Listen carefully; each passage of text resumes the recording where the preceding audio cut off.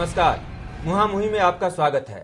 इस कार्यक्रम में हर हफ्ते हम ऐसी किसी कद्दावर शख्सियत से बात करते हैं जो हमारे देश और राज्य के लोगों की जिंदगी पर किसी न किसी रूप में जरूर असर डाल रहे होते हैं।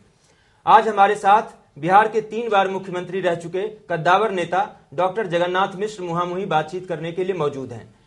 डॉक्टर साहब, आपका बहुत बहुत स्वागत है। बहुत नमस्कार जी। लेकिन हम आपसे बातचीत को आगे बढ़ाएं, आपसे सवालों का सिलसिला शुरू करें, इससे पहले देख लेते हैं कि इस बातचीत में हमारे सामने मुख्य मुद्दे और सवाल क्या क्या है। जगन्नाथ मिश्र कब रूठ जाते हैं और कब मान जाते हैं पता ही नहीं चलता। पल में रूठ जाना और पल में मान जाना बाल सुलभ प्रवृत्ति मानी गई है। इस लिहाज से कह सकते हैं कि 75 साल की उम्र में जगन्नाथ बाबू का बचपन लौट आया है। आजकल खुद ललित नारायण मिश्र इंस्टीट्यूट के कार्यकारी अध्यक्ष हैं, सो कैबिनेट मंत्री का दर्जा हासिल है। बेटे नीतीश मिश्र को भी मुख्यमंत्री नीतीश कुमार की सरकार में ग्रामीण विकास मंत्री बनवा रखा है। जगन्नाथ मिश्र कुल 3 बार बिहार के मुख्यमंत्री रहे। इमरजेंसी की दमनकारी मानी जाने वाली सरकार के मुखिया भी वही थे। हालांकि आजकल वे इमरजेंसी विरोधियों के शागिर्द हैं। इंदिरा गांधी, संजय गांधी और राजीव गांधी के भक्त रहे, लेकिन सोनिया गांधी ने उन्हें तरजीह नहीं दी। नतीजा ये रहा कि बिहार में कांग्रेस आज कहीं नहीं है। 3 बार के मुख्यमंत्री को चारा घोटाले में 3 बार जेल जाना पड़ा और बेदाग साबित होने का इंतजार अब भी है। जगन्नाथ मिश्र अर्थशास्त्र के भी अच्छे ज्ञाता हैं और इन दिनों मनमोहन सरकार की आर्थिक नीतियों के कटु आलोचक बने हुए हैं। अपने समय के कद्दावर नेता स्वर्गीय ललित नारायण मिश्र उनके बड़े भाई थे। उनकी हत्या को 4 दशक होने आए, लेकिन गुत्थी अब भी अनसुलझी है। जगन्नाथ मिश्र को इस पर बोलना चाहिए। इनके अलावा कुछ सवाल ऐसे होंगे जिन पर हर बार की तरह हम सिर्फ हाँ या नहीं में उनसे जवाब लेंगे, क्योंकि कुछ मुकाम ऐसे होते हैं जिन तक पहुंचने के लिए बीच का कोई रास्ता नहीं होता। डॉक्टर साहब, एक समय में बिहार में कांग्रेस में आपकी तूती बोलती थी। आज आप शायद बिहार की राजनीति में आप हाशिए पर हैं, कांग्रेस में तो आप हैं ही नहीं। तो जब आप उन अपने उस गौरवशाली अतीत को याद करते हैं तो आज आपको कैसा लगता है? मैं बहुत ही प्रसन्न, संतुष्ट व्यक्ति हूँ। ईश्वर की असीम कृपा रही मुझ पर। मैं विश्वविद्यालय का शिक्षक था, उद्यान कार्य करता था। मेरवा जी के जयप्रकाश नारायण जी के साथ काम करने का मौका मिला था। ऐसा व्यक्ति बिहार का 3 बार मुख्यमंत्री हुआ, 1 बार केंद्रीय मंत्री हुआ, बिहार प्रदेश 2 बार अध्यक्ष हुआ, विधानसभा 2 बार प्रतिनेता हुआ। उस व्यक्ति को और क्या चाहिए? बिल्कुल। इसलिए मैं पूर्णतया एक संतुष्ट व्यक्ति हूँ। ईश्वर के प्रति बहुत बहुत आभार प्रकट करता हूँ कि हमारे जैसे एक छोटे व्यक्ति को उन्होंने बहुत बड़ा अवसर दिया। इसलिए हाशिए पे जाने का न जाने का कोई सोच नहीं है और मानता भी नहीं कि मैं हाशिए पे हूँ। आपने कहा कि आप बहुत ही संतुष्ट व्यक्ति हैं, लेकिन ये मैं नहीं कह रहा, कुछ लोग कहते हैं कि आप अपने बेटे नीतीश से तो बहुत खुश रहते हैं, लेकिन मुख्यमंत्री नीतीश से नाराज रहते हैं। गलत है। मैं बहुत ही प्रसन्न हूँ बिहार की प्रगति से। 90 के बाद जो बिहार की हालत हो गई थी 15 सालों तक, अस्वस्थता थी, विकासहीनता थी, संहीनता थी, राज्य विवादों में था, सामाजिक टकराहट में था। उस पृष्ठभूमि में नीतीश कुमार की सरकार ने बिहार को बनाने का काम किया है, संभालने का काम किया है। एक नॉन फंक्शनल स्टेट को फंक्शनल स्टेट बनाया है। राजनीति से अलग होके बिहार के एक वरीय नागरिक हैसियत से मैं बिहार के नागरिक से कहता हूँ कि बिहार की उम्मीदें बन गई हैं, संभावनाएं बन गई हैं। इस नीतीश कुमार के नेतृत्व में बिहार संभल रहा है, बन रहा है। इससे कोई नाराजगी का सवाल नहीं उठता है। लगता है कि आप अभी मान गए हैं, लेकिन बीच बीच में आप रूठ जाते हैं। 2009 के चुनाव से पहले आप जेडीयू से अलग हो गए, फिर अभी आपने एक बयान दिया है जिसमें विधान परिषद में एक डॉक्यूमेंट्री फिल्म दिखाई गई थी, उसमें सिर्फ नीतीश जी के बारे में बताया गया था, तो उस पर आपने शायद जो है कुछ असहमति जताई। नहीं, इसको इस रूप पर नहीं लेना चाहिए कि हमारा मतभेद हुआ था मुद्दा पे 2008 की कोसी की तराजी से। चूंकि कोसी का मैं हूँ, हमारे बड़े भाई लता मिश्रा जी बनाया हुआ कोसी है, छत हो गया था कोसी। उस समय सरकार की त्रुटियां थी, कमजोरियां थी, जिसे हमने उजागर किया था। जैसे एक कोसी के पुत्र होने की हैसियत से जो कोसी की पीड़ा थी मुझ में, उसकी अभिव्यक्ति थी। वो नीतीश कुमार जी के विरुद्ध नहीं था कुछ, सरकार की विफलता या अकर्मण्यता या सतर्कता इन सब मुद्दों को हमने उन दिनों में उठाया था। इसलिए कोई राजनीतिक मतभेद नहीं कर सकते उसको, एक मुद्दा का मतभेद कर सकते हैं। फिर बाद में जब ने सोचा, नीतीश कुमार ने फिर कोशिश संभाला भी, कोसा तटबंध की मरम्मत भी किया, पुनर्जागरण भी, पुनर्स्थापन काम भी किया। नीतीश कुमार ने समय के भीतर फिर से कोसी पुनर्स्थापित करने की कोशिश की। समय लगा, कोशिश की है, लेकिन पूरी तरह अभी कामयाब नहीं हुए ठीक है। 3.5 साल हुए, कोसी के खेतों से अभी तक रेत नहीं हटाई जा सकी। हमारे अपने खेत रेत नहीं निकल पाया, ये सही बात, क्योंकि बहुत बड़ा सवाल है वो, और सरकार के बस में हलकता भी नहीं व्यवहारिक रूप से। जब तक भारत सरकार की पूरी मदद नहीं होगी तो रेत निकाला नहीं जा सकता है। यहाँ की जमीन जो कल 3 लाख एकड़ जमीन मानते हैं कि रेत से भर गया है। हमारा व्यक्तिगत जमीन भी, जो हमारी खेती की जमीन थी 12,000 की, और हमारे को जगहों की, सब बेकार हो चुका है। तो एक बड़ी समस्या वहाँ पे है पुनर्वास की। अभी भी सड़कें पूरी नहीं बन पाई हैं, पुलें नहीं बन पाई हैं, जिनके घर भीन हो गए, घर नहीं बन पाए हैं। लेकिन नीतीश कुमार ने वर्ल्ड बैंक की मदद से 1,000 करोड़ लिए हैं, लेकिन भारत सरकार की पूरी मदद नहीं मिली है। बिहार की ये शिकायत तो है ही और काफी समय से बनी हुई है, लेकिन आपकी बातों से कहीं ये संदेश निकलता है कि आप मुद्दों के आधार पर नीतीश जी का समर्थन करते हैं और मुद्दों के आधार पर उनका विरोध करते हैं।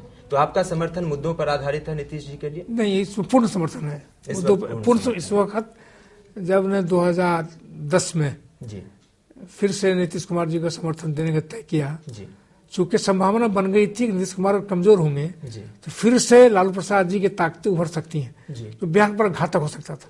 इससे हमारी सोच जरूर थी कि हमारे समर्थकों का मत विभाजन जितना होने पावे, हमारा जो इलेक्टोरल बेस है वो खंडित नहीं होने पावे, जिसका लाभ दूसरे को मिल जाए।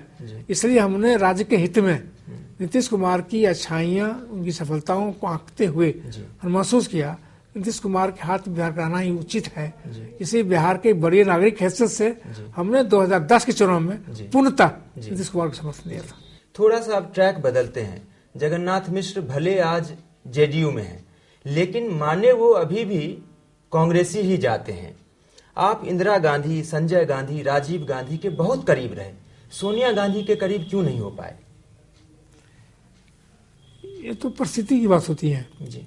जिस समय एक्टिव था मैं कांग्रेस में, उसमें सोनिया जी नहीं थी जी। और ये बात मैं बताऊं कि कांग्रेस को मैंने छोड़ा नहीं जी। हारा विवाद हो गया जी। तत्काल कांग्रेस अध्यक्ष सीताराम केसी से जब 1997 में जनता दल में फूट हुई, शरद जी लालू जी अलग अलग हुए, तो लालू जी सरकार उत्पन्न हो गई थी बिहार में। राबड़ी देवी को मुख्यमंत्री बनाया जब सारा घोटाले में वो जेल गए थे। वो विधानसभा में विश्वास का प्रस्ताव लाने के लिए राज्यपाल ने दे दिया था। चूंकि जनता दल, जो राष्ट्रीय जनता दल अल्पमत में हो गई थी, कांग्रेस से समर्थन देने का तय कर लिया। 29 एमएलए थे कांग्रेस के, और कांग्रेस के एमएलए की मदद से ही सरकार बच सकती थी। कांग्रेस अध्यक्ष सीताराम केसी ने आदेश दे दिया कांग्रेस विधायकों को समर्थन देने का। मैं कांग्रेस का था, राज्यसभा सदस्य था, मैंने विरोध किया। आत्मघाती निर्णय है कांग्रेस के लिए। लालू प्रसाद सरकार गिरने दीजिए, राबड़ी सरकार गिरने दीजिए, मध्यावधि चुनाव होगा, कांग्रेस को लाभ मिलेगा। हमारे इस विरोध को सीताराम केसी ने अनुशासनहीनता कहा, और ये कहा कि मुझे 6 साल के लिए कांग्रेस शासित कर दिया। इसलिए लालू प्रसाद जी के मुद्दे पर ही हमारा टकराव हुआ था कांग्रेस नेतृत्व से। और चूंकि मैं मानता था कि ये कांग्रेस के आत्मघाती है लालू सरकार बचाना, लालू सरकार गिर गई होती जमाने में और दूसरी सरकार बन गई उस जमाने में, कांग्रेस की जरूरत आज नहीं होती जो हुई। बाद में कांग्रेस ने रियलाइज किया 2005 के चुनाव में, 2010 के चुनाव में। सीताराम केसरी ने इसको बहुत पर्सनल ले लिया या वो चीजों को समझ नहीं पाए, लेकिन जब आपको पार्टी से निकाला गया उसके 2 हफ्ते के बाद ही, जहां तक मेरी जानकारी है और मुझे याद आ रहा है, सोनिया गांधी ने अध्यक्ष का पद संभाल लिया था। वो उस गलती को दुरुस्त कर सकती थी। क्या उनको भी समझ में नहीं आया कि जगन्नाथ मिश्र को बिहार में पार्टी से निकालना कांग्रेस के लिए बहुत आत्मघाती होगा? ये बात सही है जी कि जब मैं कांग्रेस निष्कासित हुआ जी, तो मैं सोनिया जी पास गया जी। हमारा ख्याल है 16 नवंबर या 18 नवंबर 97 है जी। तो सोनिया जी पहली बात कही कि मैं राजनीति में नहीं हूँ जी, मैं राजनीति नहीं चाहती हूँ जी। हमने उनसे कही थी ये बात कि हमारी मदद करिए, सीताराम केसी का व्यवहार हमारे साथ हो रहा है जी। कांग्रेस कमजोर हो जाएगी बिहार में जी। इस समय आप हमारी मदद करिए। सोनिया जी स्पष्ट रूप से कहा था कि राजनीति में नहीं आएंगे। हालांकि मैंने एक सहारा में इंटरव्यू 27 नवंबर को एक कुछ समय दिया था कि सोनिया के बगैर कांग्रेस वापसी नहीं हो सकती है। हालांकि कांग्रेस आई वो, लेकिन सारी घटना घटने के बाद 98 में आई, कांग्रेस अध्यक्ष बने हुआ, लेकिन समय मुझे निकाला गया। मैं उनसे संरक्षण चाहता था, उनसे सहानुभूति चाहता था, लेकिन उस समय अपनी असमर्थता बताई को राजनीति नहीं करना चाहती है। सोनिया जी के शायद उतना करीब आप नहीं रह पाए होंगे, इंदिरा जी के आप बहुत करीब रहे। इंदिरा जी और सोनिया जी में आप क्या फर्क पाते हैं? दोनों की तुलना नहीं हो सकती है जी, तुलना करना भी नहीं चाहिए जी। इंदिरा गांधी थी, सोनिया है जी। इसलिए हम समझते हैं दोनों का परफेक्ट दूसरा है, कंटेक्स्ट दूसरा है, वक्त दूसरा है, इसे दोनों को तुलनात्मक हम समझते हैं। आप ये मानते हैं कि इंदिरा गांधी यहाँ है तो सोनिया गांधी यहाँ है? इंदिरा गांधी की ऊंचाई थी, उस ऊंचाई में भारत में कोई नहीं है, कोई हो सकता है। जी जी जी। और राहुल गांधी, अब उनको पूरा कांग्रेस जो है एक अगले प्रधानमंत्री के रूप में देख रही है। अगर राहुल गांधी दोबारा से बिहार में कांग्रेस को खड़ा करने की कोशिश के तहत आपसे संपर्क करते हैं, आपसे रिक्वेस्ट करते हैं, तो क्या आप उनका साथ देंगे? अब बहुत विलंब हो गया इस समय, हम उस पर कांग्रेस की पुनर्वापसी पे कुछ सोच ही नहीं सकते हैं जी। राहुल गांधी की इंटेंशन अच्छे हैं, करना भी चाहते हैं, युवा भी हैं। पंडित मोतीलाल नेहरू, जवाहरलाल नेहरू जी, इंदिरा गांधी जी, राजीव गांधी जी, इस पीढ़ी को आगे बढ़ाने का काम वो करें, जनता के बीच में जाएं, तो जनता समर्थन मिले, हमारी शुभेच्छा है, शुभकामना राहुल गांधी के साथ। तो अब आपकी कांग्रेस में वापसी की किसी कीमत पर कोई गुंजाइश नहीं? चूंकि अब हमारा जो अब एज है, इस एज में हमको अब लगता है कोई राजनीतिक सक्रियता हमको करने की इच्छा नहीं है। इस समय हम ये चाहते हैं कि बिहार बने, विकास हो, एक सबल नेतृत्व हाथ में बिहार है, इन्हीं की ताकत अगर बन जाए बिहार बनाने में तो सहयोग कर सकें तो अच्छा है जी।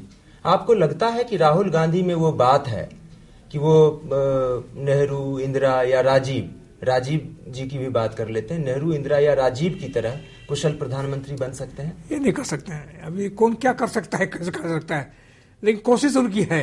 हमारी शुभेच्छा, शुभकामना है। आप इस सवाल को मुझे लगता है टाल रहे हैं चतुराई से। आप तो वो नेता हैं जो उड़ती चिड़िया के पंख गिन लेते होंगे, इतना लंबा अनुभव है आपका। राहुल गांधी को और सारे लोगों को आपने बहुत करीब से देखा है। राहुल गांधी क्या सचमुच वो करिश्मा कर पाएंगे जो इंदिरा, राजीव, नेहरू ने किया? नहीं, मेहनत बहुत कर रहे हैं जी। कांग्रेस की वापसी के लिए बहुत चिंतित भी हैं जी, प्रयास भी हैं जी, और ये नई ताकत कांग्रेस में देना चाहते हैं जी। इसलिए उनकी कोशिश बहुत ईमानदारी की है जी। हम इतना ही कर सकते हैं, ईमानदारी कोशिश है कांग्रेस की पुनर्स्थापना। कामयाबी कितनी मिलेगी ये नहीं, ये कहना कठिन है। राहुल और प्रियंका, इन दोनों भाई बहनों में आप किसमें ज्यादा संभावना देख रहे हैं? प्रियंका तो राजनीति है नहीं है, लेकिन प्रियंका जरूर लगती है कुछ अधिक संभावना की व्यक्तित्व बन सकती है जी, लेकिन चूंकि राजनीति है नहीं, कहना मुश्किल है। डॉक्टर साहब, अभी आपसे ये बातचीत हम जारी रखेंगे, अभी वक्त है एक ब्रेक का। ब्रेक के बाद हम लौट कर आएंगे तो मिश्रा जी से कुछ और तीखे और सुलगते हुए सवाल करेंगे।